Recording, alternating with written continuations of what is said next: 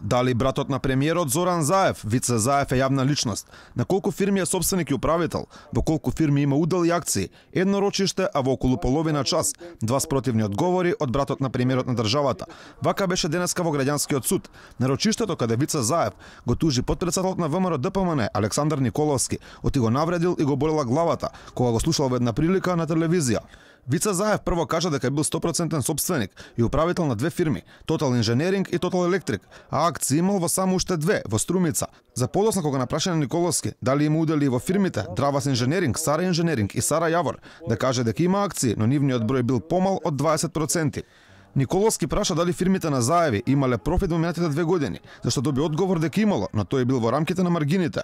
Вице Заев пред судот кажа и дека членови на неговото семејство имале удел во компании кои се занимавале со производство на медицински канабис, иако претходно на рочиштето кажа дека нема ништо со овој бизнис. Сите овие моменти според Николовски му дале нему право да каже дека Вице Заев станал главен бизнис фактор во државата.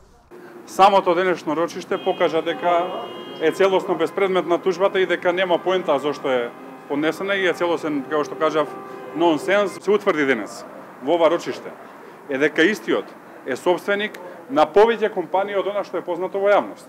Вице Заев пак во својата тужба против Николовски вели дека не е јавна личност, зашто пак подоцна веќе не беше сигурен. Потпредседателот на ВМРО ДПМН вели дека тужбата е безпредметна, со оглед на тоа што се докажало дека братот на премиерот е јавна личност, што според него значи дека нешто што за вас е објавено, можете да го потврдите и демантирате, но не и да тужите пред суд.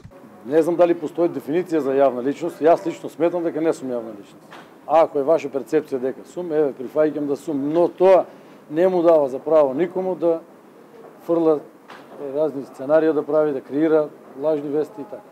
Вице Заев бара одштета од 500 евра и извинување бидејќи во јавување во живо во една телевизија, Николовски рекол дека про НАТО и про ЕУ не се наместени тендери и дека благодарение на нив Вице Заев станал бизнис фактор во државата. Братот на премиерот кажа дека целта на оваа тужба е да се прати порака до сите чинители на јавниот живот, да нема шпекулации со цел да се оцрнат луѓе. Да нема шпекулации околу